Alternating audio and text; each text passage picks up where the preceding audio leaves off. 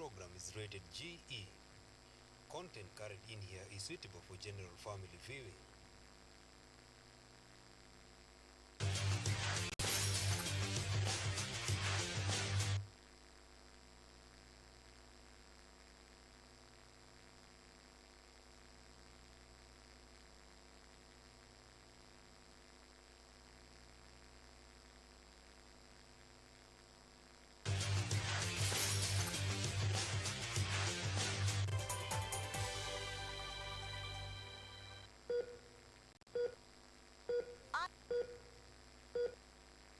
Are you healthy, or rather, do you maintain?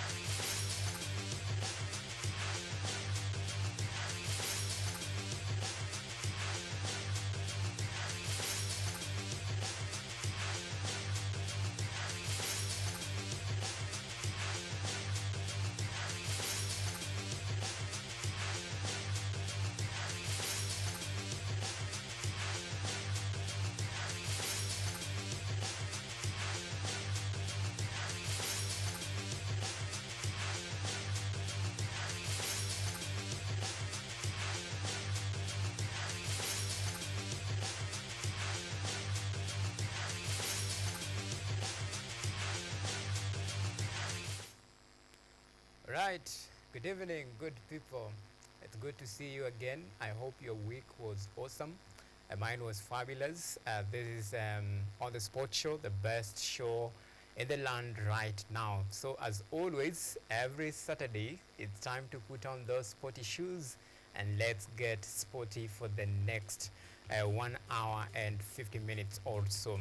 Indeed, it has been quite a week from the lamentation of the Harambee Stars head coach, that is Benny McCarthy, just telling Kenyans just to give him time so that he can form a team that will be formidable in the upcoming tournament, especially the CHAN, that is the CHAN Championship that will be held later on August this year.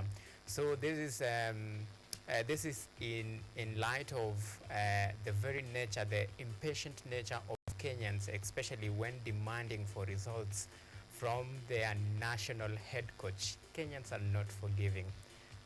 Neither are they very patient when it comes to result. Actually, Wakenya wanatakanga like, ukikuja tuonyeshe results. Kama una results, well, hautakuwa na easy time.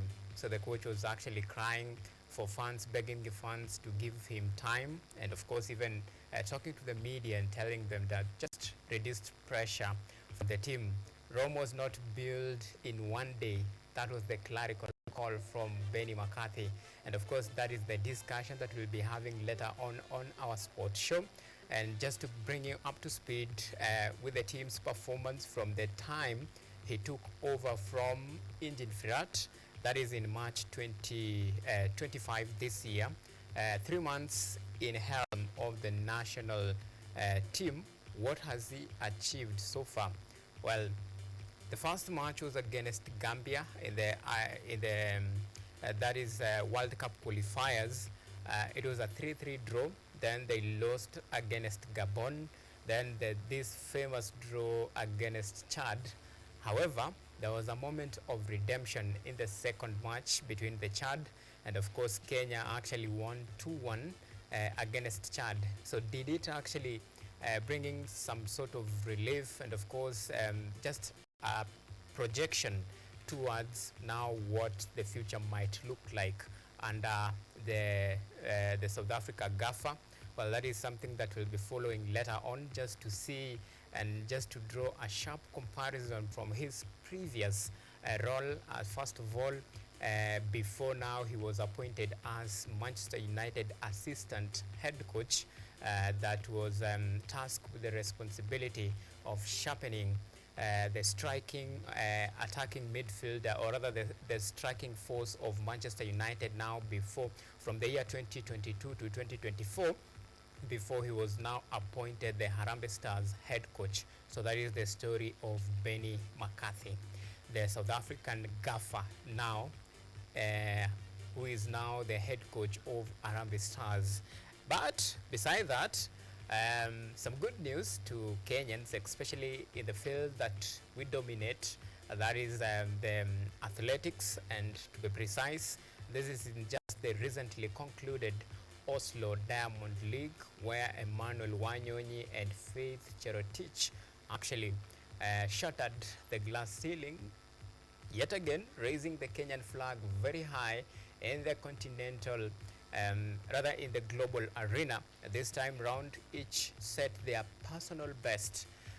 Wanyonyi actually setting the personal best time of 1 minute 42.72 seconds, just microseconds shy of breaking or matching the famous David Rudisha's record.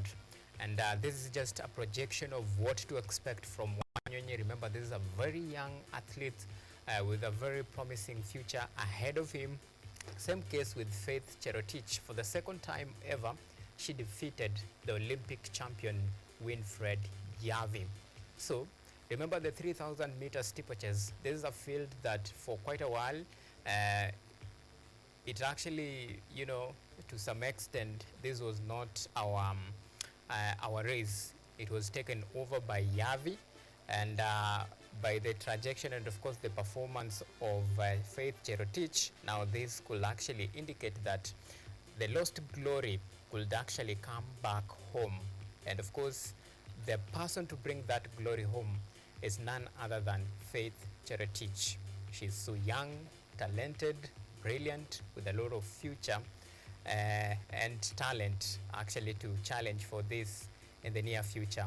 So that is in the world of athletics. Remember, now from Oslo, now focus will be shifting to Stockholm and Monaco Diamond League. That is a very subsequent event that will follow each other now before we turn our attention to the World Athletics Championship rather, that will be held in Tokyo later this year. Probably we're talking about next month, to be precise.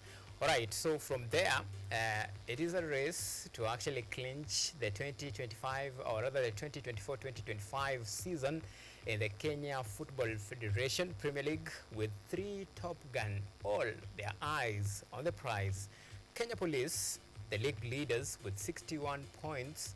Tomorrow, they'll face yet another formidable force, that is the Shabana FC, a very stubborn team, if you ask me, in their title quest. The only determinant right now, should they beat Shabana, then the title is theirs, and of course they'll be breaking the jinx the tradition, the taboo, and of course the title that has been shared between Tusker and Gor Mahia for quite a while. It's fair to say for over a decade. Now this time round with a different team now challenging for the title and of course placing themselves as one of the teams and a force to reckon. It's just, you know, the momentum and of course what it can induce to the Kenya Premier League, breaking the monotony. The ceremonious vicious circle that we used to see between the two teams. It's either Tusker or Gor Mahia. This time round, another team is taking it all the way to the wire. But the big question is, will they live up to the expectation and of course the momentum? And given the culture and the caliber of this competition, remember two games to go. And for Tusker, for Kenya Police, it's a big match against Shabana, and of course their season decider will be against the defending champion Gor Mahia. Remember, Gor Mahia also are in the title contention. They will be facing, that is Ulinzi Stars on Sunday, and of course after that they will now be facing Kenya Police in their final match. So it is a moment of reckoning for both teams, and it is a must-win matches for all of them if for any time they want to rekindle their hopes of actually defending this title. So we are in for a ride, for quite very competitive and intense encounter between these two teams. Gor Mahia, one of the defending champions, wanataka hii title. Season yao haijakuwa mzuri vile. Wamekuwa na two coaches in just a span of one season. So right now, the one who is taking care of trying to clean up the house is now the assistant coach. So the determinant, if actually anaweza kuwa considered to be one of the coaches that maybe wanaweza kuwa in the wish list of Gor Mahia to take over now from ousted, that is Sinister, is now Zedekiah Otieno. If Kaman is a bring this glory, then probably when the time is right, time to search for another new coach, probably his name might be among the names that could be considered for this role. So that is what to expect in the Kenya Premier League. All matches will be played tomorrow, and of course this is the penultimate stadium of it all. This is the stage of each team must win their respective matches, because we are racing against time. The title is 2. 3 teams are eyeing for the title, and of course 3 teams are fighting for relegation battle. Quite interesting and intriguing to see how the events will unfold tomorrow when it comes to this very important fixtures, and the kind of caliber and of course the competitive nature of it, the atmosphere, and of course what to expect, especially the final match between Kenya Police and Gor Mahia. This is where we expect it to be messy, and I dare say probably most of the encounters where stakes are high most of the time, sometimes it end up being messy and bloody, and that is the beauty of football. No team wants to lose. They have come so far, the title is there, they have seen it, they are so close, their hands are inching to clinch the title, but the only thing that is separating them is actually their rivalry. So who will take this title home? Time will tell, but at least we know one team has an upper hand. But that can only happen if they will beat Shabana FC. Anyway, so far from football matters, well, there is another ongoing affairs, and of course the competition, the curtain will officially come down tomorrow. That is the Rugby Africa Women Cup that will be played, that is currently underway in Madagascar. Remember, Kenya alongside South Africa and Uganda, and of course the host nation Madagascar, are battling out for glory in this very important tournament that most of the time decides which team actually take part in the World Cup.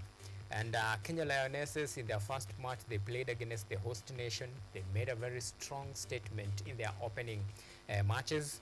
But their second match against one of the Africa's powerhouse, South Africa, they lost. A narrow defeat, but at the end of the day, it is a win that counts. For me, it's always about the win. And of course, the ladies really gave up a very spirited fight, but at the end of the day, the South Africans were too strong for Kenya Lionesses. So they will be playing Uganda in their last match. So get this clear. As far as the World Cup ticket, that is done and dusted. It is South Africa that will be taking part in the 2025 World Cup, that is the Rugby Women World Cup. However, any improvement in their performance would inch them closer to actually rekindle their hope of actually participating in the World Cup, that is in the 2027, because the qualification is based on the performance. And since the inception of this tournament, the Africa Women Rugby Cup, in 2019, South Africa are unbeaten, and you can imagine now the caliber of that team and of course the dominance that they bring. It can tell you that's why they qualified for the World Cup.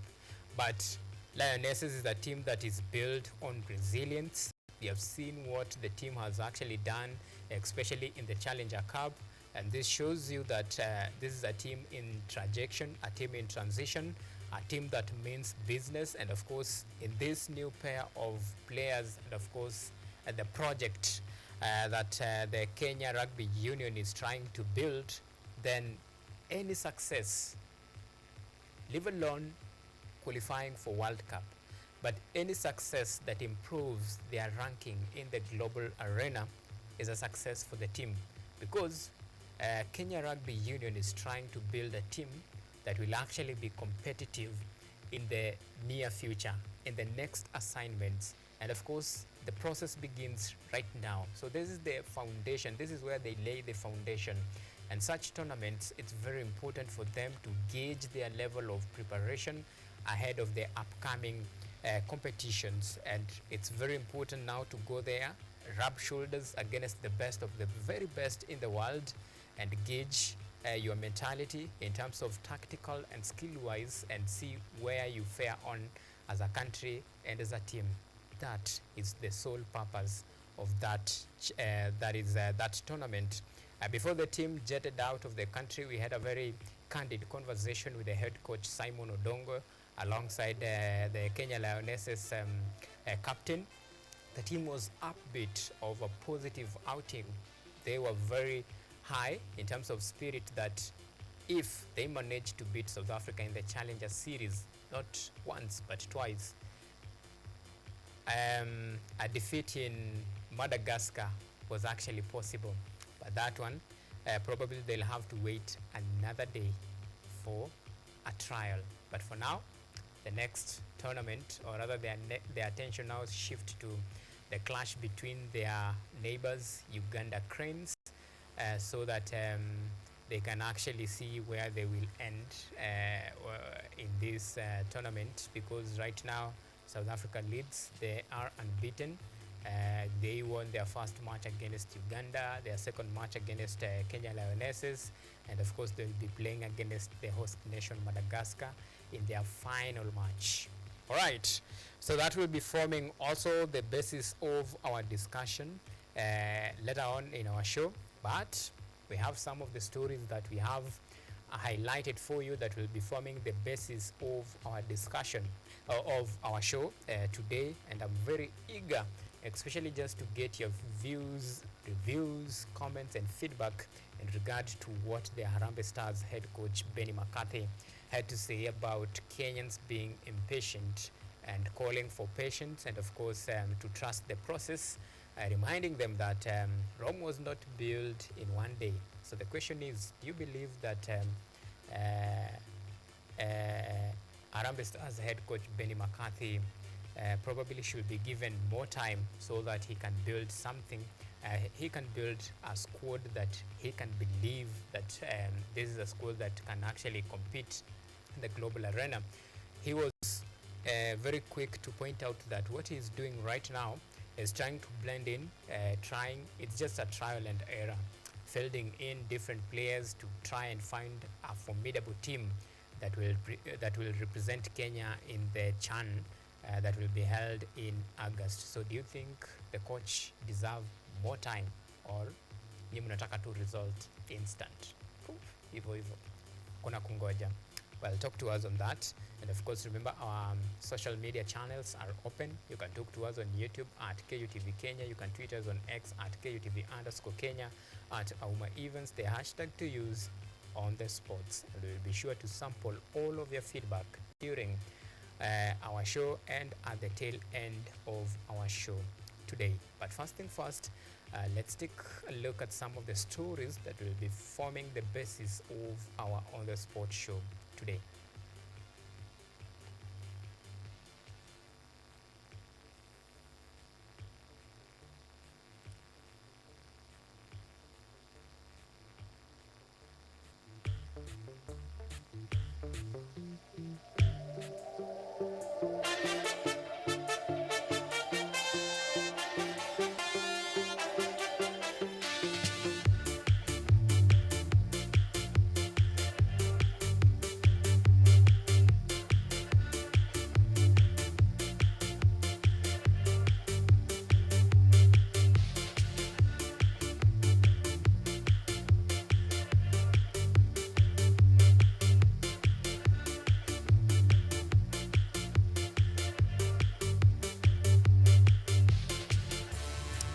Right.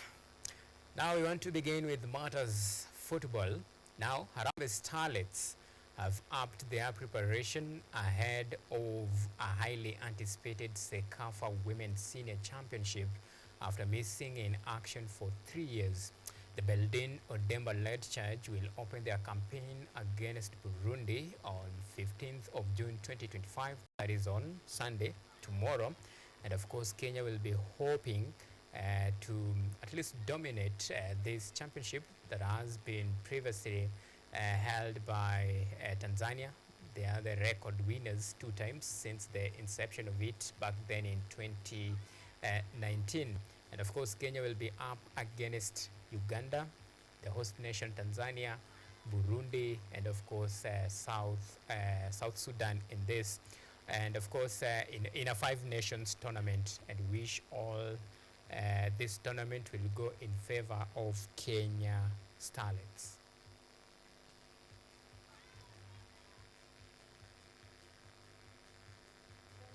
Poa sana. Tuko well prepared kuface hizo game, ziko game za Sekafa. Naweza sema I'm very proud of myself and nashukuru kwa hiyo opportunity nimepata. Nitaweza kulearn a lot kutoka kwa macoach, ma players, kila mtu. So I'm happy. Okay, tumekuwa hapa for 2 days now. Training imekuwa poa.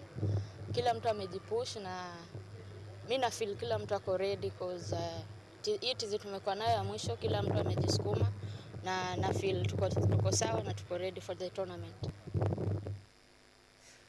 Right, so you all remember in the international friendlies against Morocco, Harambee Starlets, they were really punished.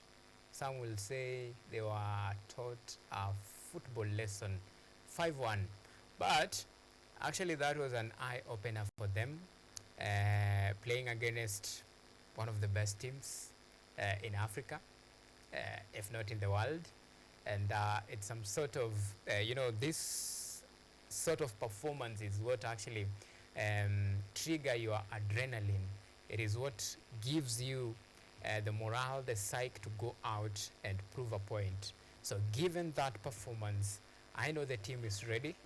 From the players, as you can see, they are ready for this. Their first assignment will be against Burundi. There they will be up against, remember they will be up against the host nation, one of the favorite, by the way, to lift this Sekafa tournament. That is Tanzania, we have Uganda there in the line, we have Burundi, then we have now the South Sudan nation. Remember, the aim of this CECAFA is to will serve as a preparation for the Africa Cup of Nations that will be held later on this year. Actually, it's next month. So for this, it serves like a preparation for a team like Tanzania will be taking part in this Africa Cup of Nations, and for the other teams, this serves as World Cup qualifiers for them. So it is important, and it's a lot of commitment that can actually take you further and a little bit higher, because this is a game of magnitude, and it actually pinpoints some of the areas that you need to work on as a team. So whoever wins this, in as much as they will be bragging as one of the most dominant teams in the region, but they should also remember the significance that this particular tournament plays as far as gauging themselves in the upcoming tournaments, because this is just a raft. It's a raft of activities lined up for this particular year, and you are so eager and keen to see how our team will fare on. Now, from matters football to athletics, Olympic 3,000 meters bronze medalist Faith Cherotich outclass yet again Winfred Yavi, stunning Olympic champion. After stunning Olympic champion in Doha, Cherotich sprint to victory in the world leading time of 9 minutes 5.8 seconds in Oslo Diamond League.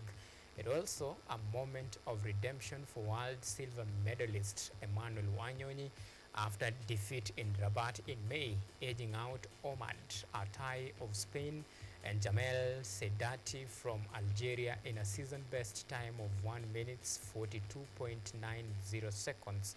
For Nyonyi and Faith Cherotich, now focus shift to Stockholm Diamond League on Sunday, that is tomorrow, and thereafter Monaco on 11th July 2025. Before now, they can turn their attention and focus to the World Championship that will be held later on in Tokyo, that is Japan.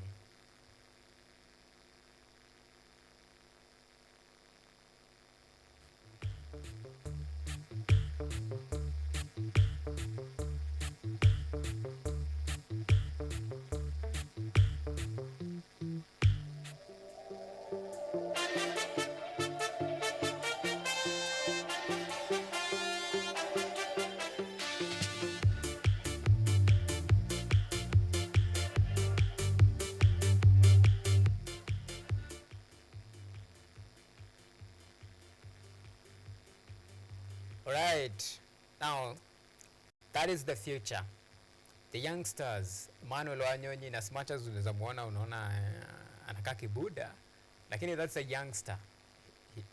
He's so young, under 25. That is nikitry to protect the age and margin na hiyo mstuko ambao unaweza kuwa nayo. So the age ako so young, below 25, very promising player. I mean athlete. Talk of Faith Cherotich, another youngster. Brilliant performance from the two, shattering records. Well, this is an indication of good signs for Kenya. After David Rudisha actually hanged his boot, there were questions that nani ata take over. You have your answer. The youngster ata take over. Actually, already alisha take over. He is the defending, he is the world, not the world, but Olympic champion. He won it in the world, in the world championship in Budapest. Alikuwa na silver, and of course tunangoja another one in Tokyo very soon, just to see how he will fare on. But at least in that area, in that field, we have someone. 3,000 meters steeplechase. Well, we had Beatrice Chebet. Still, she's the world champion. Record yake bado haijakuwa broken. But we have a youngster mwenye ameproved to be a force to reckon with. In the Olympic champions, Beatrice Chebet was there, but alimu outclass. But unfortunately, alipata tu, she was able to actually win bronze, and this time round the winner mwenye aliwa challenge was another Kenyan but representing another country, Winfred Yavi. So they have been really competing for quite a while, and you can tell as the lady ages, ana age akiwa wiser and with a lot of experience, techniques and agility, strength and the winning mentality. That is the future. Faith Cherotich. Now, matters athletics kando kidogo, turudi football. Kenyan referee Josephine Wanjiku is among the 18 referees who will officiate at the next month's Women Africa Cup of Nations in Morocco. The FIFA accredited referee will be one of the 4 from East Africa who have been designated for the continental tournament, alongside Alain Omuluni of Rwanda, Uganda's Shamera Nadabada, and Burundi's Suavia Iratunga. The assignment is the latest in a long line of achievements for Wanjiku, who is one of the only 2 FIFA accredited female center referee in the country.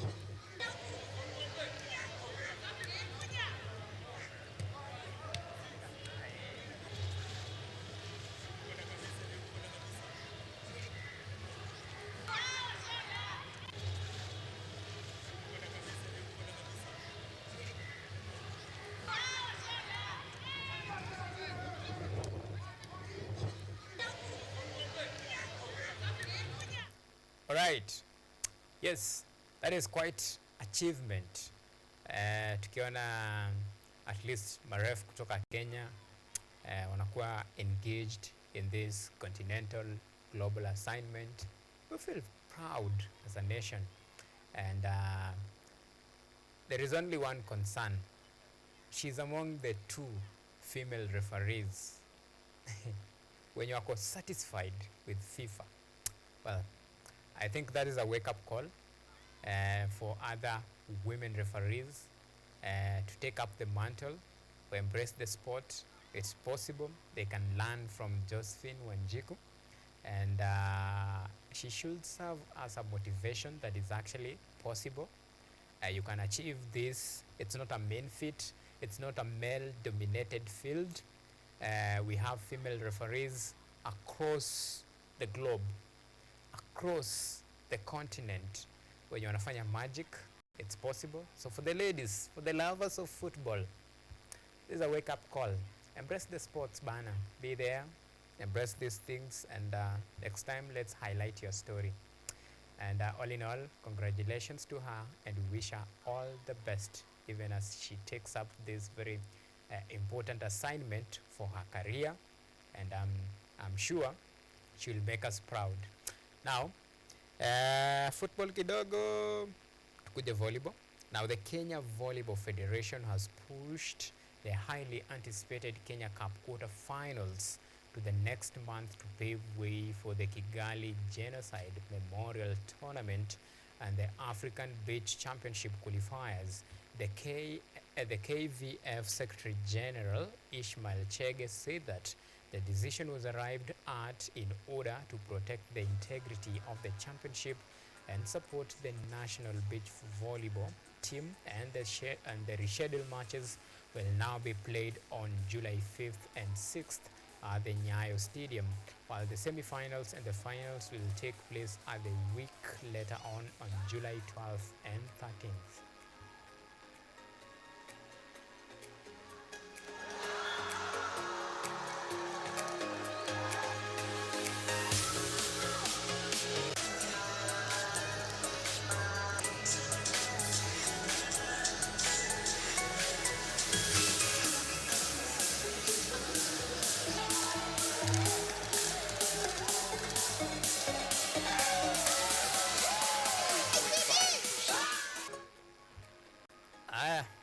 The next one, she'll read like Benny McCarthy wept.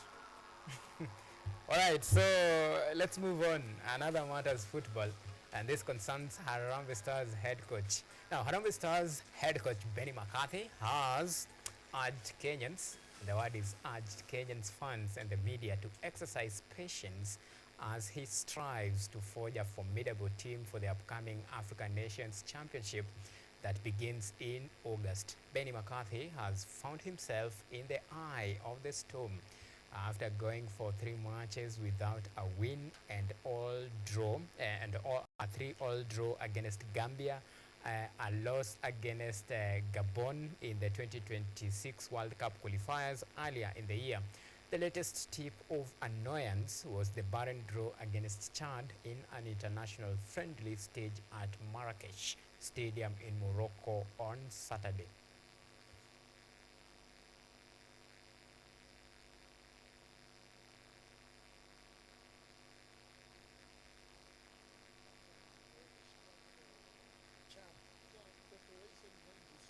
Worthless friendly games that you try and see the players that you have at your disposal is not yet. I'm trying to build a squad for Chan. These are preparation games, it's friendly, it's worthless friendly games that you try and see the players that you have at your disposal. It's not here to, I want to win, of course, but also I'm realistic.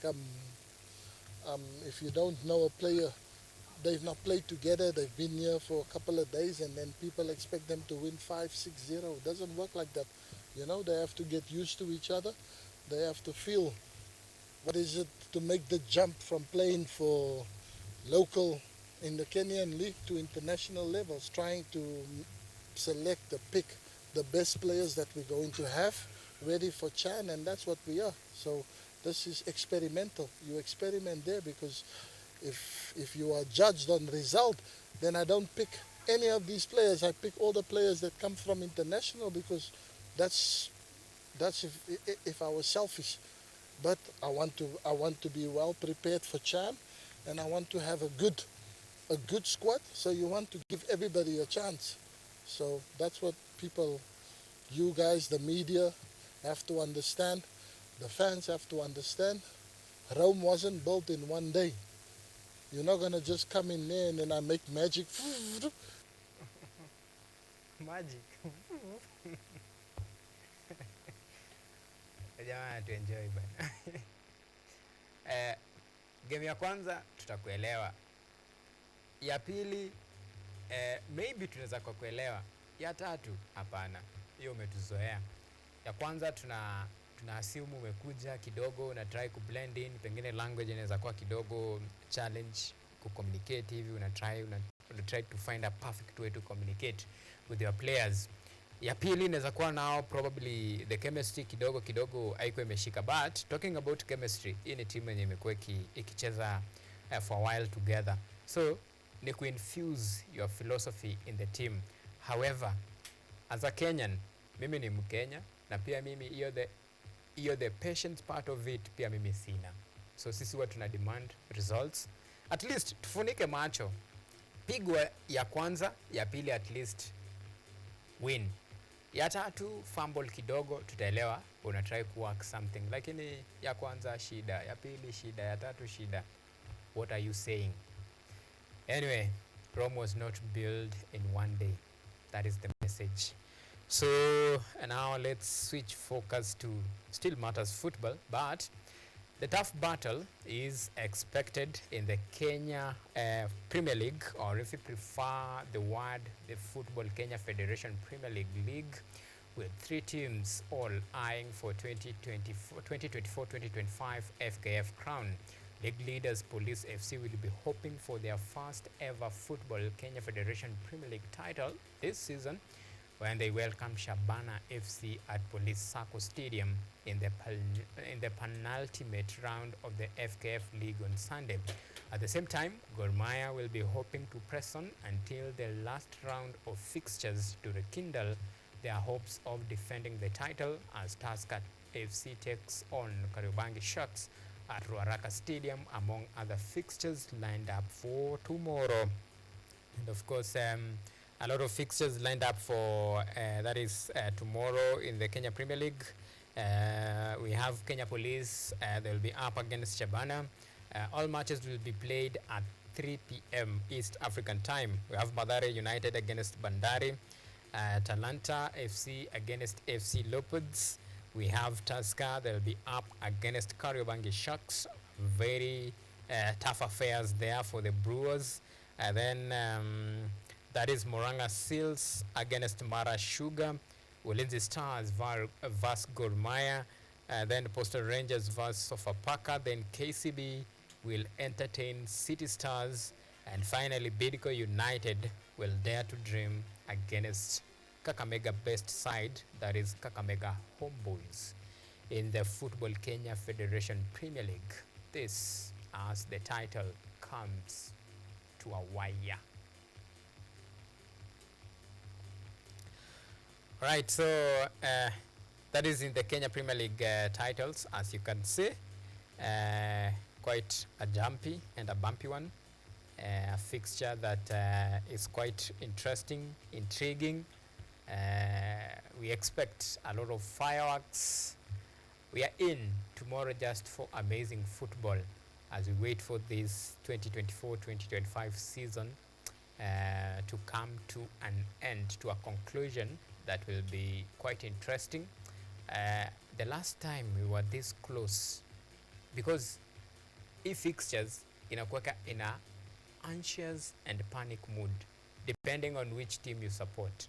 Kama wewe ni fan wa Gor, roho mikononi, unaomba na unakaza sana Kenya Police watwangwe kesho na Shabana, that at least game ikuwe decided with the last match, and of course the last match will be against Gor Mahia and Kenya Police. Just imagine how sweet will that will be like a final, by the way. Should Kenya Police lose tomorrow against Shabana, then their match against Gor Mahia, that is a very, very, very competitive one, and that is a final. And a lot of guys were saying finally kama hiyo ipelekwe pale Homa Bay Stadium ndo watu wa breathe vizuri, wana feel like pengine any other stadium apart from that, then ile momentum, na there is this term they used, ojuogi, something like that. Ojuogi, for those who don't know ojuogi, tunaweza date it back to the Nigerians, for those who love Nigerians movie. Ojuogi ni juju.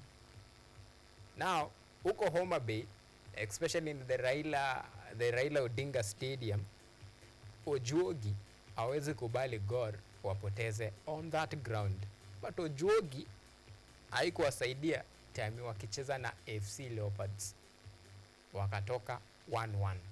So will ojuogi help them to actually defeat Kenya Police, and probably maybe if hiyo ndio itakuwa the determinant, the decider, wabebe this league. Very important, very interesting. Mimi niko curious to know kutaenda aje. Alright, sasa ni mambo ya Kenyan affair, Kenyan football.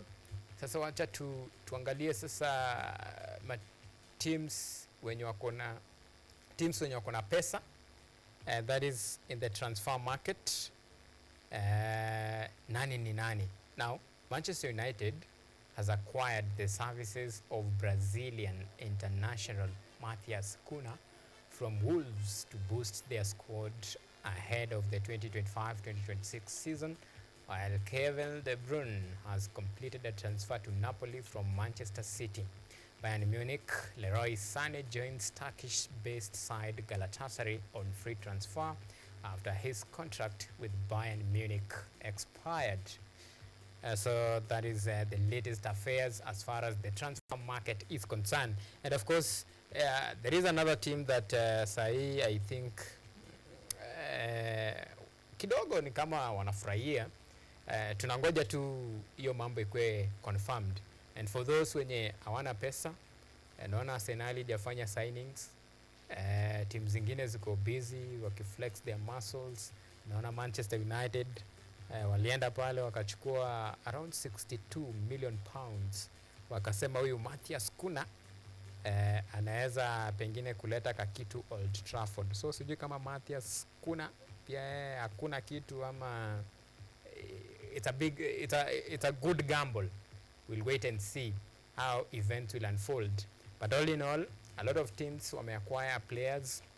Manchester City wako busy in the market buying in players. Same case with Chelsea, Tottenham. Teams are really busy in this transfer market.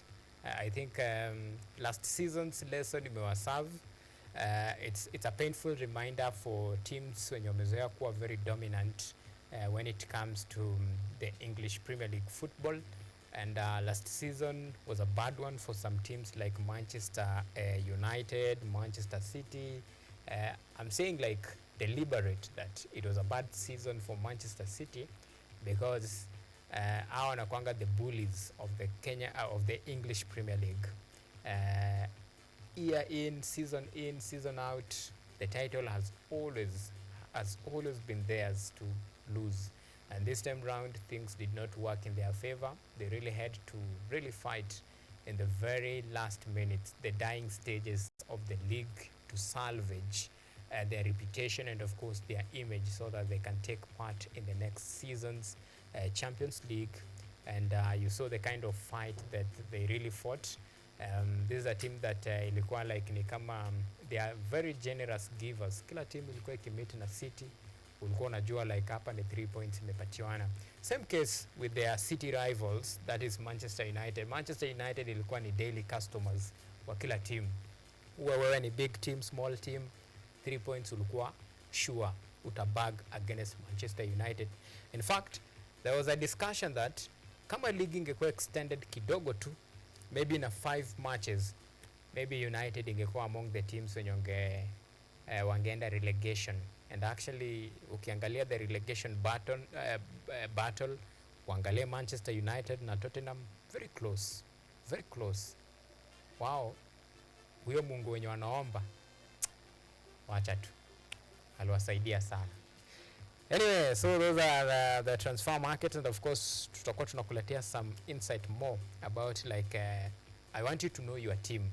Wejua like wewe kama Arsenali mumenunua nani? Wewe kama Aston Villa mnafea ona aje kwa market? Nyinyi kama Chelsea mko aje? Nyinyi kama Manchester umenunua nani so far? Nani ameenda? Nani amekuja? Anatosha mboga ama tu anakuja ku add the list of problems? Tutaangalia hayo maneno baadaye, but now we want to take a very short break. And of course when we come back we'll be talking in depth about all this in the sports review with my sports commentator, that is Michael Chege. And of course, just to bring you up to speed with what to expect in terms of now the final matches of the Kenya Football Federation Premier League and everything in between. But first things first, let's take a very short break. When we come back, plenty more to follow because we have a very pregnant menu, very hot, and I promise to serve it hot today. But let's take that very short break. When we come back, we enjoy.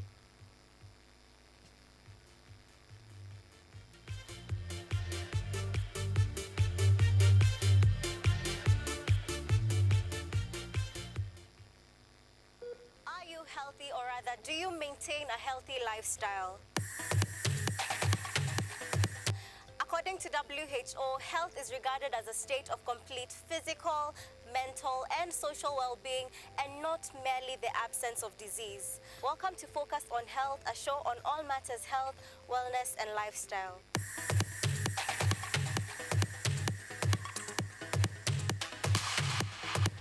On this show, we cover a wide variety of topics inclusive of, but not limited to, dental, optical, mental, reproductive health, and so much more. Join me, Joy Bofenda, every Thursday at 7:30 p.m. on KUTV for compelling insights and discussions on all matters health. See you then. Focus on Health, your weekly dose of health and wealth information on KUTV.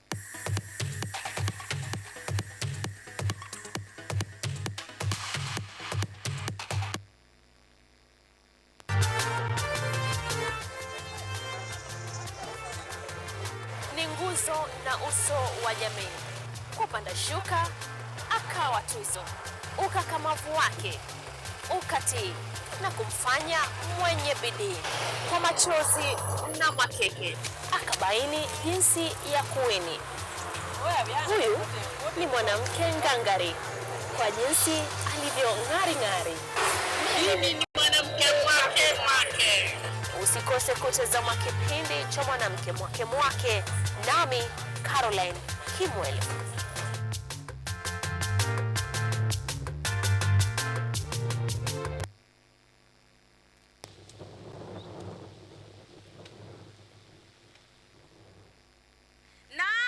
Ungana nami Malkia wa Taarab katika mitindo ya kipwani hapa KUTV. Yaani tunapozungumzia mitindo ya kipwani basi unaona napigwa na mawimbi makali sana ya baharini kutoka katika ufuo wa hoteli moja inayofahamika kama North Coast Beach Hotel, ambao ndio wadhamini wa kipindi hiki cha mitindo ya kipwani. Penzi mtazamaji, kwenye mitindo ya kipwani hutakosa kupata mapishi ya vyakula vya kipwani. Yaani hapa tunazungumzia vyakula vilivyokolezwa na kukorombezwa.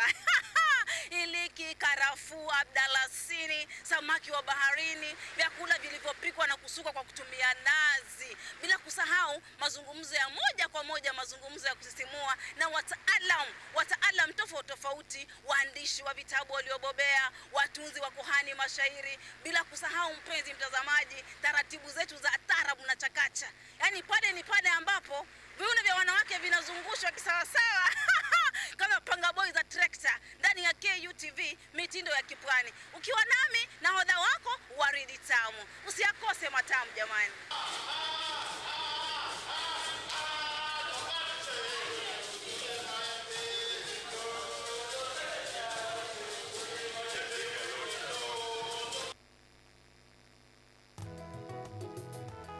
Msimu mpya, uso mpya, nguvu mpya, bila shaka na ari mpya,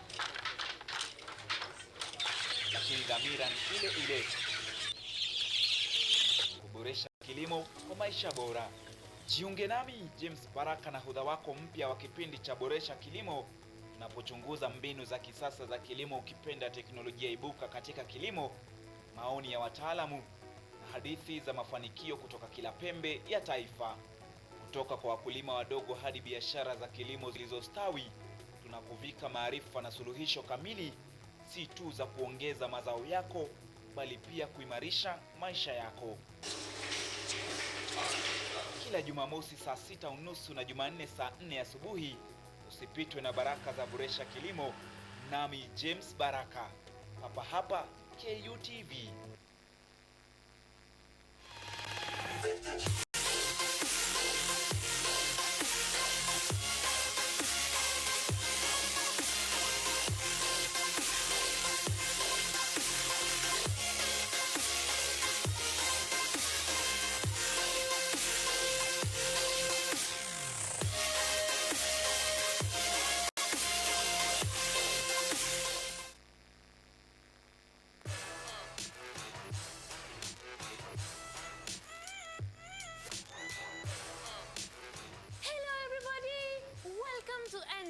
Where we ask the coolest questions in science. Let's go!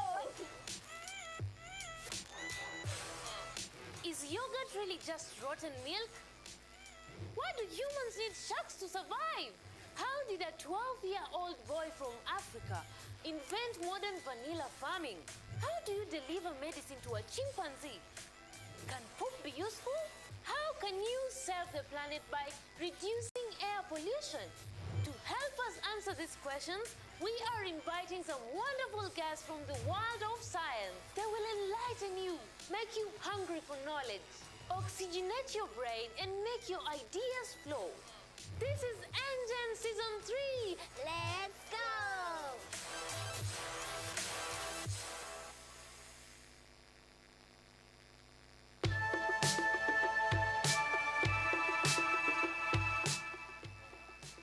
world where uncertainty, rules and opportunities are scarce, it's time to break from the barrier and unlock your full potential.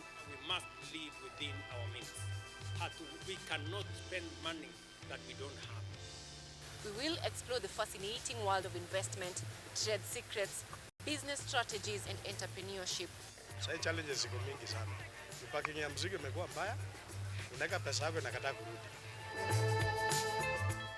Whether you're a seasoned investor or just starting out, what you covered with invaluable insights to help you succeed. Now, this year we have seen a rebound in the economy, which is well above the global average of the 3%. Join me, Anyango Sylvia, every Sunday and Monday on KUTV News at 9, and let's turn your dreams into reality.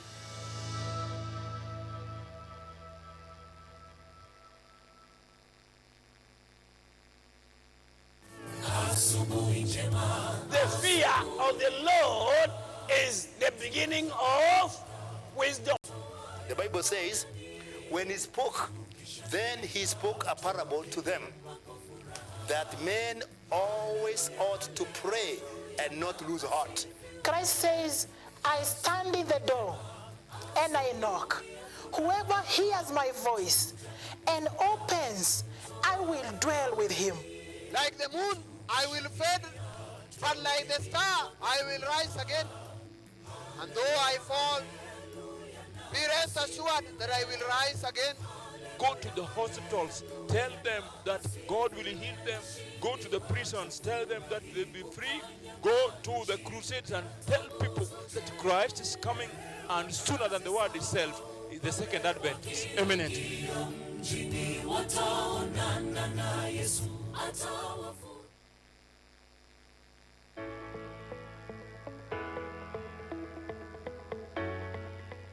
KUTV nilipatia mahali pa kunawiri makali yangu. KUTV imenisaidia sana, and hadi wa leo I still meet people who tell me, si wewe ulianzeaga KUTV? Sikuamini. Mfano kabisa ningesema hujambo mtazamaji kwa sauti, lakini wakati huu nikisema hujambo yani inakuja na ile command. Back then, as much as it's a long time ago, they still recall. Unakumbuka nilikuwa hapa KUTV wakati huo. Alafu simu ikaingia namba 0719. Hello, this is the Standard Group. So it shows that visibility is definitely important. Nikilinganisha safari hizo mbili, kuna utofauti mkubwa sana. It was a dream come true for me.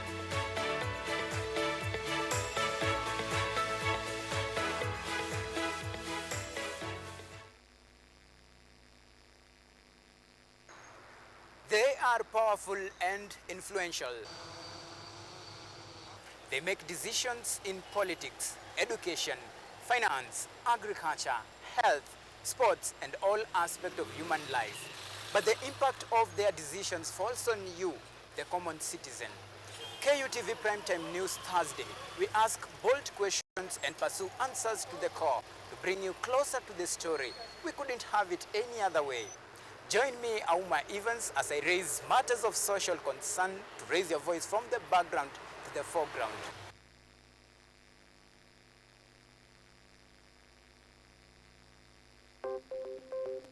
Maelfu na maelfu ya wahamiaji wakiwa na watoto kutoka nchi za Amerika ya Kati wanaendelea kuwasili kwenye mpaka kati ya Marekani na Mexico. But folks, I'm going.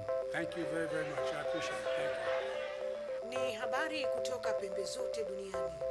Pepo pasi kukuvuku. Pepo pa ni idea. Tazidi ananyonya, hanyonyi vizuri, anakuwa hayuko comfortable. Jeshi la Jamhuri ya Kidemokrasia ya Kongo linapambana na waasi wa ADF.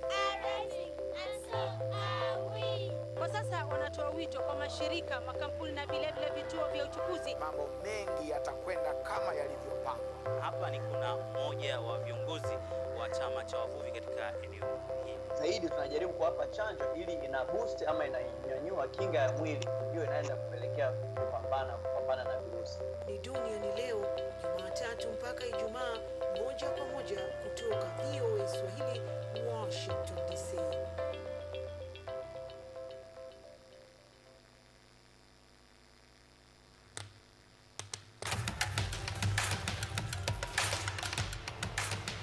Access to knowledge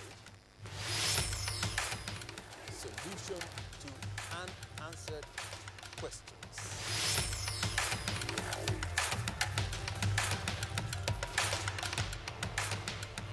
Guidelines to pursuing your rights and repossessing your property, intellectual or material. This and more only on Law Matters.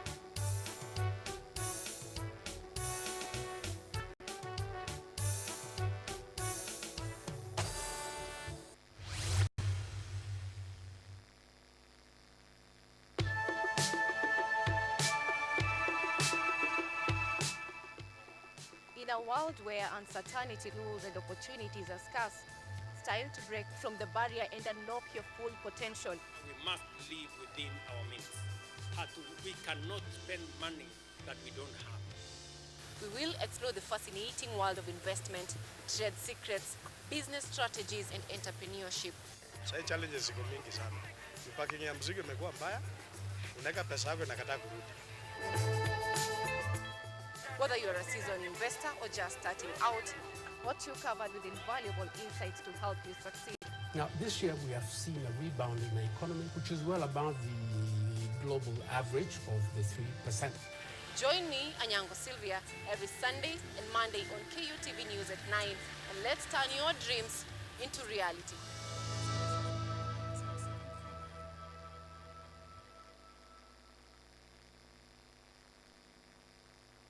Bajuka ni kama unarusha mikono, tingisha kichwa tuko sivute kisogo. Mbona nyinyi na wawasha nkikula nyama choma tu firifiri na Give me your hand and shoulder.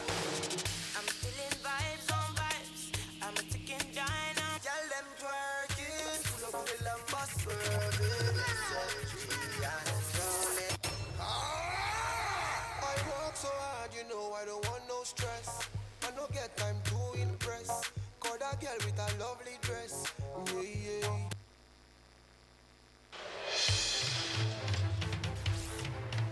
Tunachimba hadi mizizi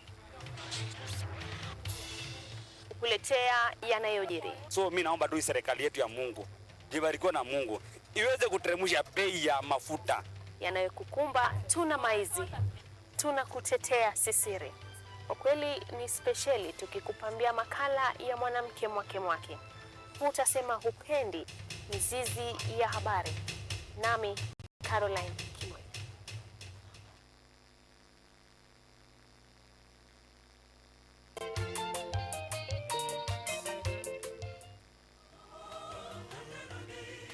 Kaka mtazamaji popote ulipo, unapokuwa ukitazama Safina Show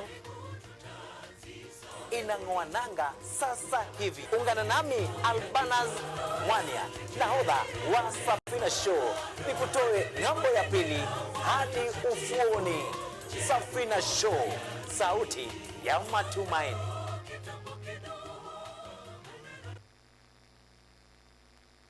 Bajuka ni kama unarusha mikono, tingisha kichwa tuko sivute kisogo. Mbona nyinyi na wawasha nkikula nyama choma tu firifiri na Give me your hand and shoulder. Niko na pesa kushinda babako. Kasikia vibaya uko kweli. Kasikia vibaya. I want to flex my love.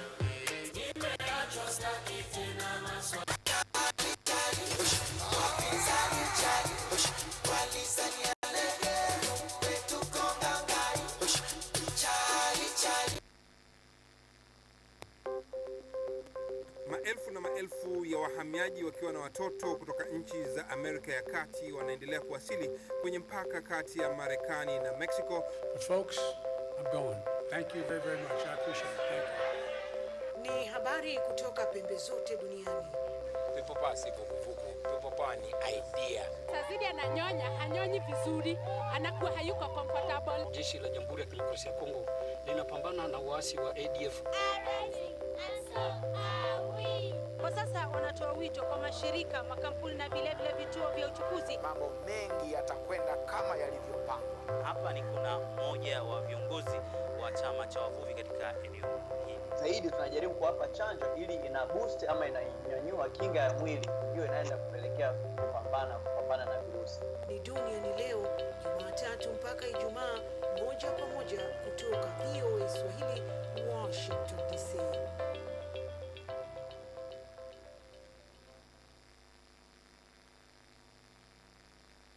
Kukaribisha katika kipindi kipendacho mitindo ya kipwani. Tunafanya maandalizi kabambe ya mapishi ya vyakula vya kipwani, samaki kambakochi. Kwa majina naitwa Daniel Ombua. Mimi ni chef hapa North Coast Beach Hotel. Kwa leo nimewaandalia mapishi ya samaki yanayoitwa lobster. Kwa Kiswahili inaitwa kambakochi.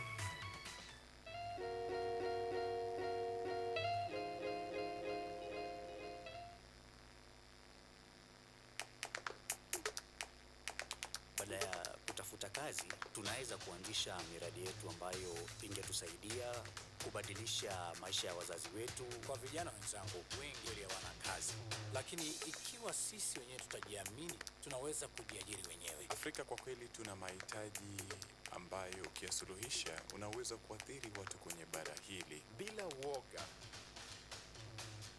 watu huwa na uzalishaji zaidi, wanajawa na ujasiri, wanakuwa wabunifu na wanakuwa wenye maarifa.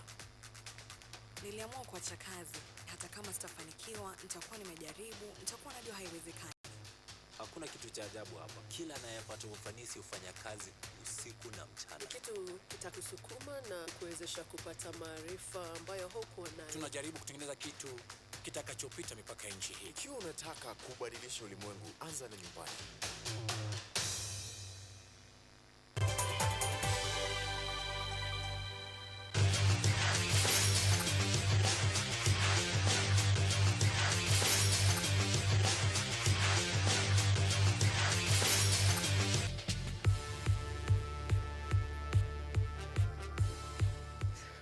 Right, welcome back. This is the second segment of On the Sports Show, and of course we have a lot lined up for you in this second segment of the On the Sports Show, where we take you through matters sports review, where we review various sporting activities across the country for the last 1 week. What is shaping the hot discussion in sporting activities in the country, and of course beyond our borders. And talking about very hot and of course hot sporting activities, we have a lot, and especially in regard to what transpired during the midweek. I'm talking about our Harambee Stars head coach, and of course just to bring us up to speed or to help us shed some light into this discussion, let me introduce my commentator, my guest. He's not new. Umekwaje? And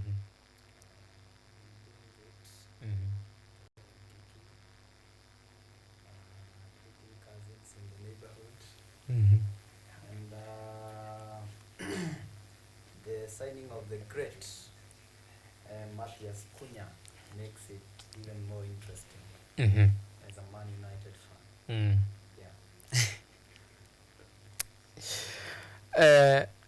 But one thing about Manchester United fans, at the beginning of the season, you guys are very, you're very arrogant, very happy, full of, life, energy.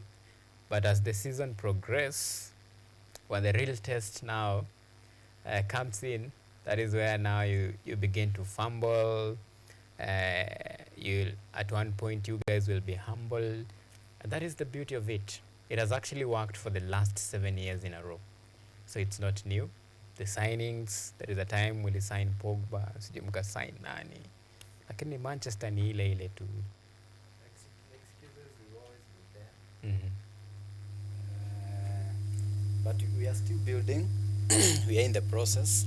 Ultimately, I believe we are building one of the most lethal teams for the future in Europe.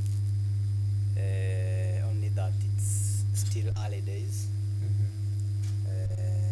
The 2030s might be one of the best. So yes, must keep on the enthusiasm. Okay. Yes. And talking about being one of the best and complaining, excuse. Well, today, today I want to reflect on some comments that were made in, I think, this particular week by Benny McCarthy, Harambee Stars head coach. Actually, his message was just simple. Be patient. Give us time. We will deliver. We are working on something. We are working on a formula. Rome was not built on one day. Bear with us. Punguza pressure. Hiyo ni Benny McCarthy. Do you think huyu jamaa anafaa apewe a lot of time? Anafaa apewe time, not a lot of time, but apewe time to actually build the squad na ndo sasa tuanze kuona fruits. Definitely, it goes without saying. Actually, if let me ask you a question. If you have been living in town and you have a place you call home in the countryside, and the place has been neglected for, let's say, 10 years, and then at some point, maybe after retirement, you are going to the same place now. Do you expect to find the place in order, first of all? You don't expect. If you have not been investing in that place, it goes without saying, it will be in total chaos. It will be in total mess. For a country like Kenya, for the longest time we haven't invested in our sport, and especially football. We have not been consistent with our managers. It is hard to remember the last manager that was given a period, let's say 3-4 years to construct a squad. So I don't think there is anything in that statement from Benny McCarthy that should shock someone who has been following our football. But at the same time, it's worth noting that the job of any coach is to deliver results, and we don't want the excuse to go for a long period. It's after 1 year, 2 years, it's the same story. But generally, he needs time. You cannot judge him by just 3 matches. Even at Manchester United, remember, he's a manager who has had a lot of experience, even as a player. So he has that experience. He knows, he has experience working under pressure, and that is where the Manchester United bit comes from. He's actually coming into this role in that is exactly, immediately after leaving Manchester United. So I believe he needs time, and at the same time, support. Okay, you don't give him time and there's no support from the federation. So I don't think there is anything wrong with his statement, to be honest. Yes. In Kenya, ndugu. Okay. Trust the process. That is the word. But trusting the process lazima kukuwe na tangible evidence that indeed now we can trust the process. Meaning, you'll be forgiven for your first match, probably for your second, not your third, playing against Chad, the lowest ranked team of FIFA by all pedigree, head, shoulder, by all standard. Kenya stands tall above Chad. So we expect Chad ilikuwa ni kama walkover. But hawezi draw against Chad because the argument of Kenyans, remember the tip of the iceberg was the results against Chad. So many Kenyans felt like hapana. Bado. Hapana to enjoy. The pressure ikaanza kwenda high. Gabon ni sawa. Gabon iko juu. Hiyo tunaelewa. Hakuna reaction nini, you understand. Lakini a team like Chad, my friend, the last time, you remember the last time South Sudan came and they beat Kenya at home? Do you think Kenya took it lightly? So, even Kenyans wanajua their standard. They know like, sisi kama Kenyans, tunajua like kuna team kwetu, hiyo ni mboga. Kama hatuwezi kula ugali na mboga, unapata like sasa zile kitowenye tulikuwa tuna expect lakini easy, hata tuta struggle, no sweat, then atutishia, inakuwa noma, then hiyo inamaanisha like there is something wrong in the system. So you must be questioned because as a coach huwezi kaa tu pretty ati sijui nini. No, kaa kwa hiyo seat, mwambie upewe time, lakini at the same time hiyo seat inafaa kudunge usikae comfortable, because the beginning of failure is feeling pretty, sexy and comfortable at home. Hizo vitu hizi happen. To be honest, I don't think he's the first coach in our history to lose against teams that maybe are low ranked. At the same time, you have seen teams make mistakes, not even in Africa, even in the popular English Premier League. Most of the times managers are sacked after they lose some, let's say, crucial matches. I remember back then when Man United sacked, that is Ole Gunnar Solskjaer. I think he had lost to Watford, a very weak Watford team, but 3, 4, 5, let's say 3 years down the line, you look at that team and there is absolutely nothing has changed due to lack of investment. I can give very many examples. Nothing has changed. Manchester United. Nothing has changed. I agree with you on that one. Like it's not because of lack of investment. Okay, I'm talking about lack of investment in terms of supporting the manager, okay, and giving him time. They supported Erik ten Hag, but he's now sacked. You have a new manager with a different project who wants different players. You cannot say Manchester United have invested. In fact, they have only signed a player like Patrick Dogwanda, Ruben Amorim. So you cannot stand and argue that they have supported this manager. They have invested in the squad, but the current manager has not been supported. So the same thing with Kenya. I don't think Benny McCarthy is the first manager to lose against a lowly ranked team like Chad. And again, when he signed, I think one of the things he said is that he's building a team for the future. Okay? You cannot build a team for the future in 3-4 months.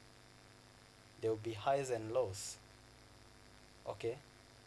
So it's good to be impatient sometimes because obviously we expect results, but let's be realistic. As a country, we are not at that level of expecting instant results from our coaches. We are not Nigeria, we are not Ghana, we are not the Tunisians, we are not the football powerhouses of our continent. And for me, I think the reason why you will be Kenya is because of such mentality. Let me give you 3 examples. I'll give you one example from Chelsea. The history of Chelsea is a very impatient club, especially with their managers. True. If you don't perform, you go. And you know that. And over time, the system has been working that way for Chelsea. And they produce results. History will tell you, at least in most cases, every season, if not all, at least some cases Chelsea will end up with a trophy, winning a trophy in each season they play. What does it tell you?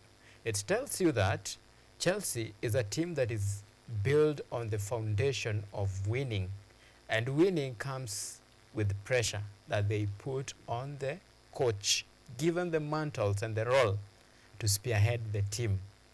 He must perform, non-negotiable.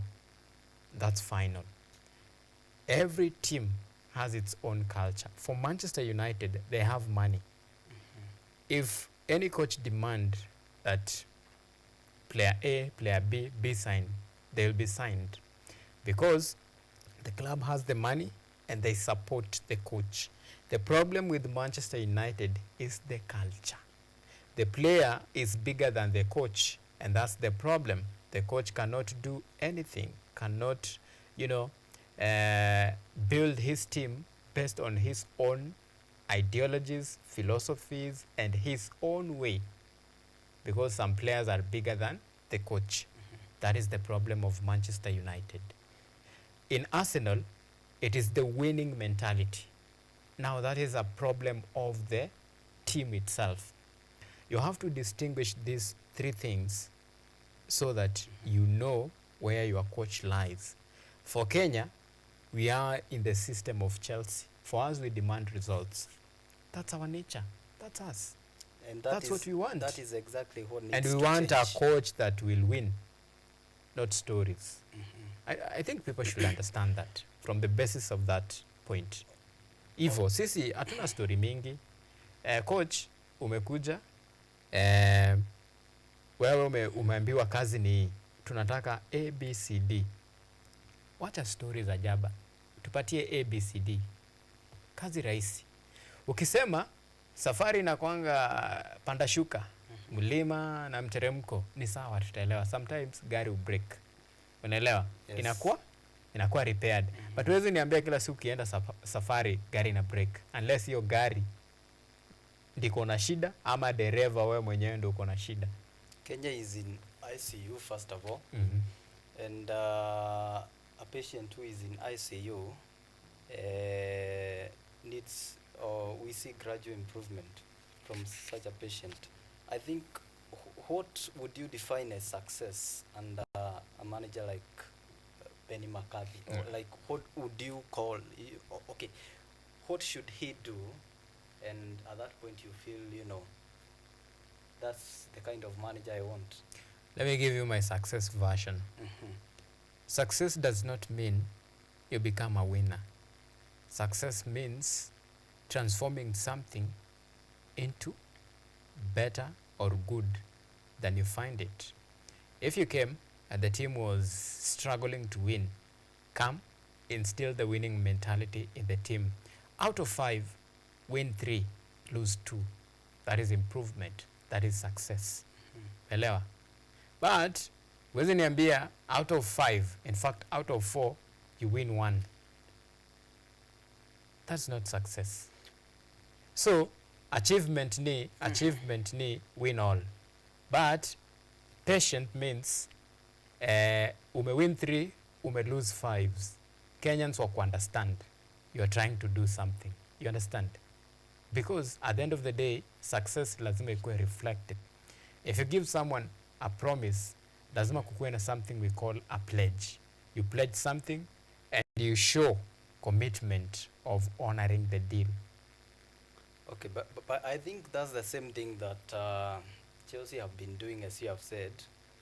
But even with the early signs of showing that we are actually headed somewhere, like the likes of Antonio Conte. I think one of the weekends we are discussing here about Antonio Conte as a manager. He came to Chelsea. He won, then he was dismissed just because of the highs and lows that I'm talking about. My version of success and my version of, I want to look at football from a point of view of a long-term project. I want Kenyans and football fans to be of the thinking that, to be like Liverpool or Manchester City, you look at how they have supported their managers.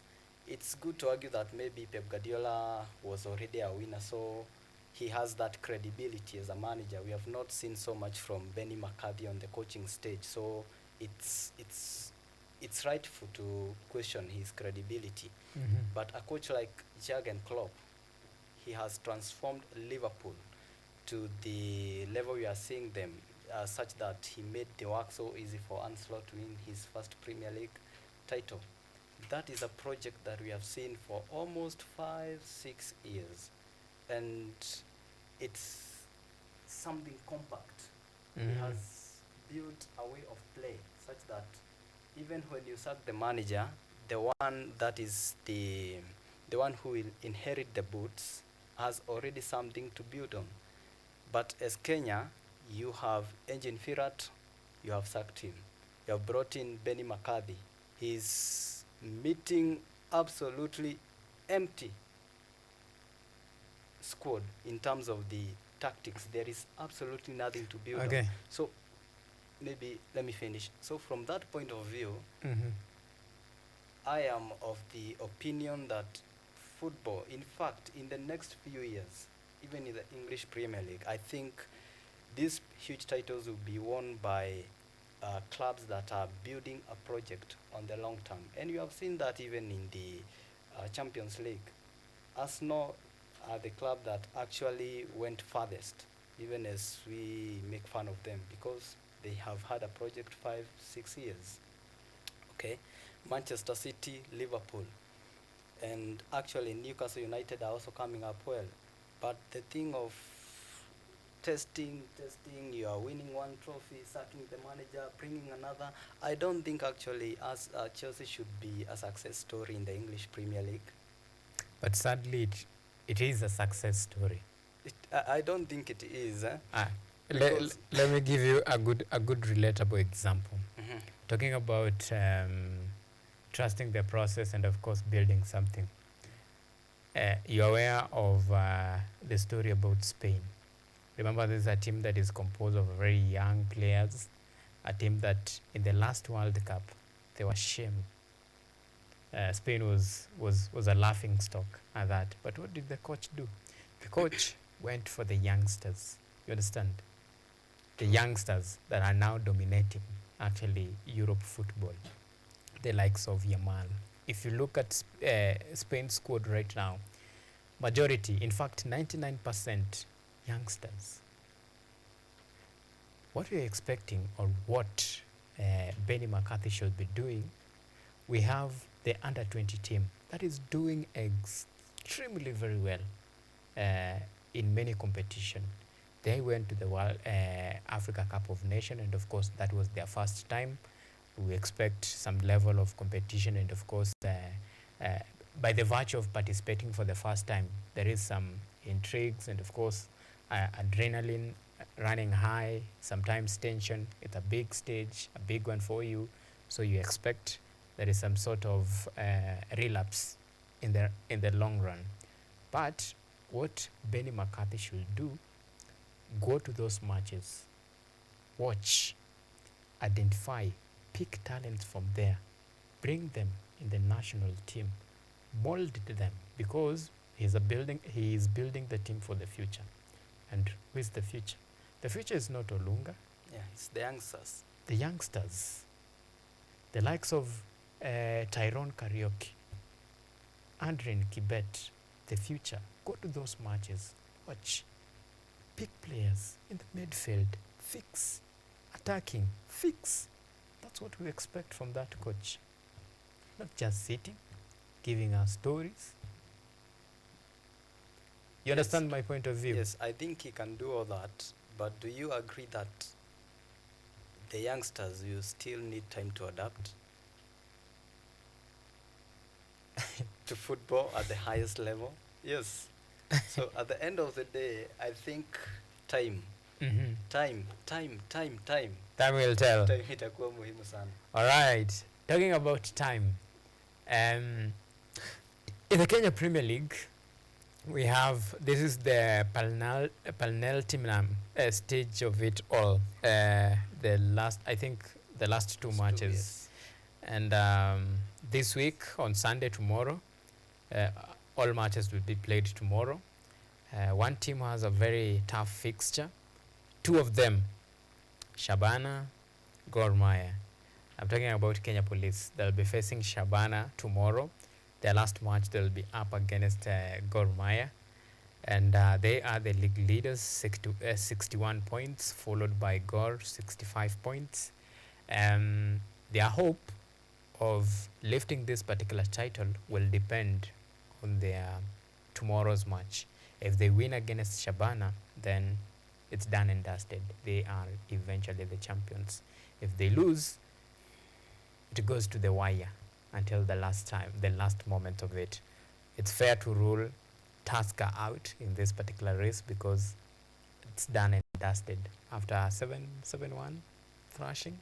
Well, that really, it sealed their fate.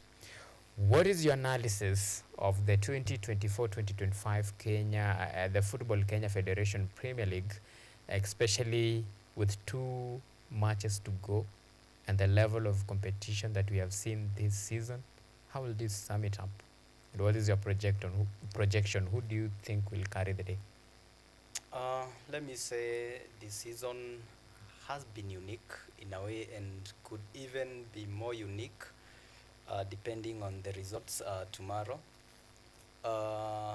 First of all, I think for the very first time we are seeing Kenya Police at their very best, pushing the title race down to the wire. And if they manage, if at all, they can get, in fact, do they need a draw against Shabana? So if they go ahead to win the league, I think it will be a huge turning point for football, because for a long time it has been Gor Mahia, Tusker, Gor. To some point they have felt so much, comfortable, and the level of competition is not there. It's just like with the likes of Manchester City in the English Premier League. So I think we had this discussion actually, I think it was the last time I was here, and we were talking about what can really make Gor Mahia to rethink of their decisions, because even currently, if you look at what has been happening at the club, the sacking of the coach and some figures inside Gor Mahia, and some of them we know them. Zedekia Otieno is currently leading them, and he has, it's good to keep him in the team from a point of view of keeping up with the club's culture, maintaining the club culture, but in the long run, I don't think if we have competition in the league, because I believe it is these same people that are kept there because they are legends and so on and so forth that are sabotaging the projects from the coaches who are hired. So if there can be real competition, stiff competition from teams like Police, Shabana, talk of the AFC Leopards, who are also building a very interesting project. If there can be that competition, and it will only come if Kenya Police win the Premier League this season, I think it will be a huge turning point in our league. Secondly, I would want to say that from a fan point of view, Shabana, ever since their promotion, they have really shaped our football. And it's no shock that they are actually, at some point, even up to recently, they were in the conversation for winning the FKF Premier League title. So from a fan point of view, I think if teams can emulate what Shabana has been doing in terms of their fan base, and maybe teams like Borangasil, I also believe they are building a fan base, our league becomes better and better.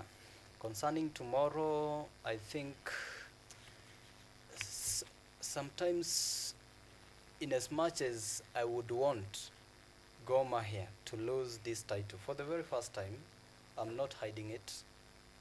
For the betterment of our football, for it to be a wake-up call to the management at Gor Mahia to not just keep bodies there in the name of legends who are sabotaging projects from foreign coaches, favoring certain players, because this is what has been happening. Most of the foreign players actually at Gor Mahia, they are projects. So for the betterment of our football, I would wish Kenya Police go on and win the Premier League title. But now from a reality point of view, I think Gor Mahia have proven for a long time it's quite hard to just get the trophy from their hands. So I think it will be a tight affair. Whoever wins at the end, congratulations to them. But for me, I would favor a win for Police FC. And of course, Police FC chairman, that is Nyale Munge, say that they are here for a very long time. Should they clinch this title, this will not just be a one-time thing. There is something that they want to cultivate in their culture, to make it their business that every season they are a force to reckon with. And the success of Kenya Police can actually be summed up into one story. It's all about money, that is resources, good management, and of course spotting for real talents. I know we have clubs in the Kenya Premier League that have money. If you look at a club like KCB has money. If you look at the Kenya Defence Forces, that is the Stars, they have money. But the problem could be the management and of course the type of players that you actually buy. Same case, Tusker has money, and that's why they have been among the dominant force in the Kenya Premier League. So it boils down to resources. If many teams in the Kenya Premier League can actually be supported in terms of resources, then challenging the title from Gor Mahia is just easy. Kenya Police have shown the way, what need to be done. I'm sure this will be a wake-up call. I'm assuming they will win. However, the two matches are quite tricky for them. Trust me, I foresee actually a loss in all matches. Shabana is a very stubborn team to beat, and Gor, that's a disaster. So I don't know. For me, I think the title is gone either way. And I'm just waiting to see what will happen, because Shabana is a very tricky and tough test. But there is something that can happen. Shabana can decide to actually let Kenya Police win because of their rivalry with Gor. They can just decide to let it go with Kenya Police. It has happened before. This is in football. We also have politics. Enmity works. Sure. There is a time, for the sake of the London pride, Chelsea decided to spoil the party for Tottenham, and Leicester won the league. 2016. Yeah. So it's possible for this one. So it's about a lot of dynamics. But if in real term, sweat and tears, then it will be difficult for Kenya Police to beat Shabana. That is my projection. Then the last match, that is bloody hell. Absolutely difficult for Kenya Police to win against Gor Mahia. But if they win tomorrow, then the title is gone. True that. Yeah. So, but it has been quite interesting season. For the first time, we have seen teams actually fighting until the very last minutes. Gor Mahia were in a very, I will say, the driver's seat to actually lift the title. They fumble against a team that I think they fumble against teams that they should have won easily. Against Moranga Seals, they dropped point. Sure. Nairobi City Stars, they dropped point. Had they won, today the discussion will be different, completely different. But this time round, this is where we are. The battle until the very last minute. We'll see who will lift the title.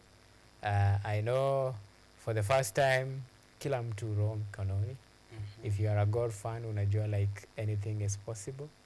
Ukiwa kama wewe ni Kenya Police, unajua like we are so close. We just need a draw and we are good to go. Waanze kushona suti, vitenge, red carpet, party yanze mapema ndio best. But sasa, kesho wakifumble, trust me, end of road. That is without fear of doubt or even contradiction. And that's what I see in the Kenya Premier League. And of course, in that regard, of course, pretty quick, maybe kama unaweza nisummarizia to the top 4.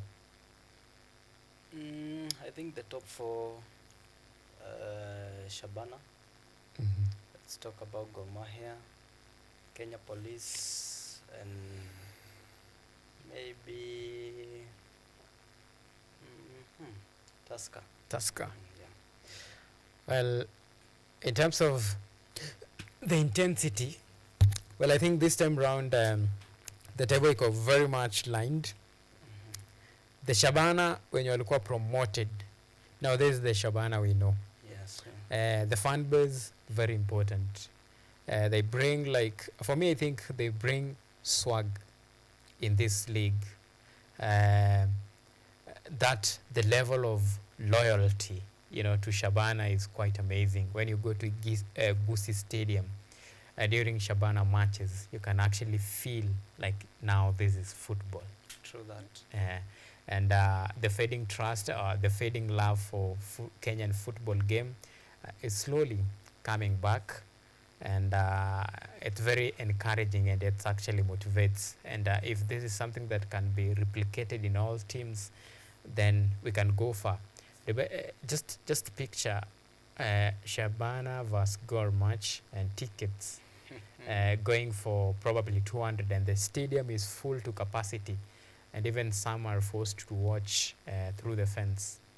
So you can imagine in terms of resources to build the clubs, then that is something that is most interesting.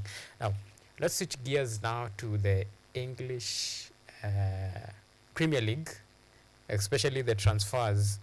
And this is the most interesting part. Teams wako busy, teams walali.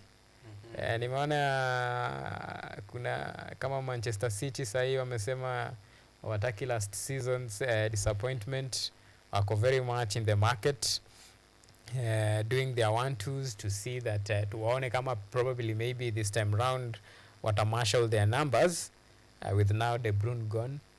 And now Man City is comprised of a squad of a very aging players, the likes of Bernardo Silva, Gundogan's 30, 31, 32. So in the near future, then Manchester City itakuwa prepared now for a rebuild, a transition moment. Wa struggle kidogo, ndo kuja washike form.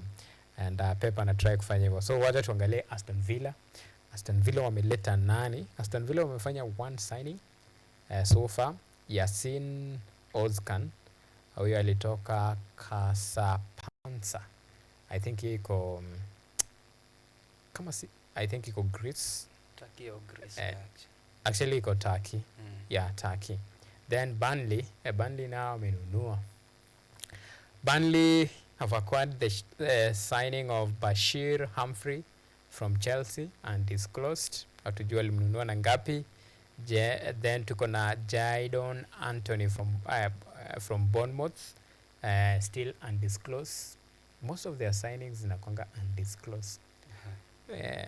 Sijani deal gani wanafanya. In fact, mostly zinakwanga undisclosed. Then tuko na Marcus Edwards, still from Sporting Lisbon, undisclosed.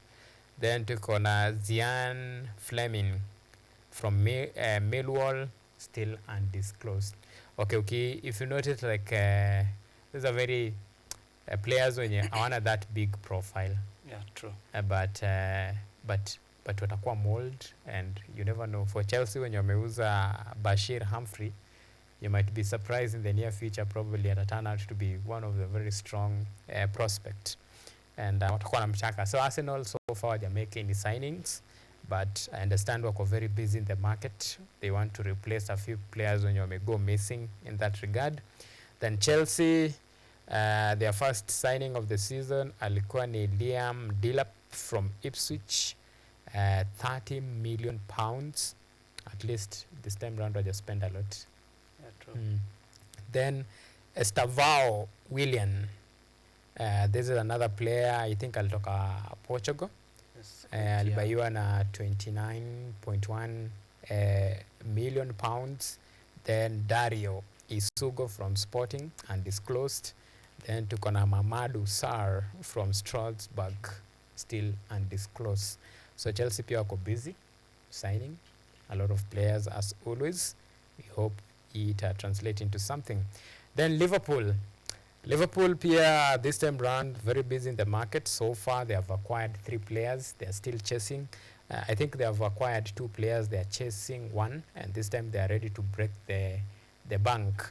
They have already signed Jeremy Frimpong from Bayer Leverkusen, 29.5 million pounds. Then they have acquired the signing of Georgie from Valencia, 29 million pound. Then this is where they want to break their bank, to bring in another Bayer Leverkusen player, Florian Wirtz from Bayer Leverkusen, with a record of 116 million pounds. But it's not official, but rumor has it they have already finalized almost everything, and actually the player rejected a move to Manchester City in favor of Liverpool.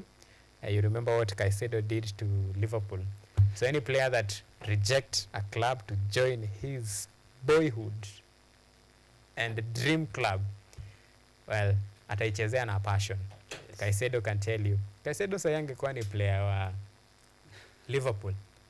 Actually sasa angekuwa sha win league. But all that rejected in favor of Chelsea. Then Manchester City have signed a couple of players, almost close to 5 players, but confirmed in 4. We have Tijani Reinders from AC Milan, 46.3 million pounds. Then we have Raya Ait Noir from Wolves. This time wameamua kured Wolves, and Wolves is making a lot of money, business. Because this one wamemnunua with 36.3 million pounds. Then we have Marcus Batanelli from Chelsea, undisclosed. Pia Chelsea zao ni very much undisclosed deals. Alafu we have Raya Cheki from Lyon, 34 million pounds. This Manchester City, they mean business. They are rebuilding actually. Mm-hmm. Yes, for the future. They have lost Kevin De Bruyne, so they need a replacement. In comes Tijani Reinders. He has been one of the best in the Italian Serie A, even in a season where AC Milan have not been at their best. Mm-hmm. The likes of Ryan Chaki, Mm-hmm. we cannot emphasize his quality with Lyon. Ryan Aït-Nouri, he joined Wolves just the other day, I think 2020, 2021. 3 years later, his development has been absolutely massive. So he's a top talent at on the flanks.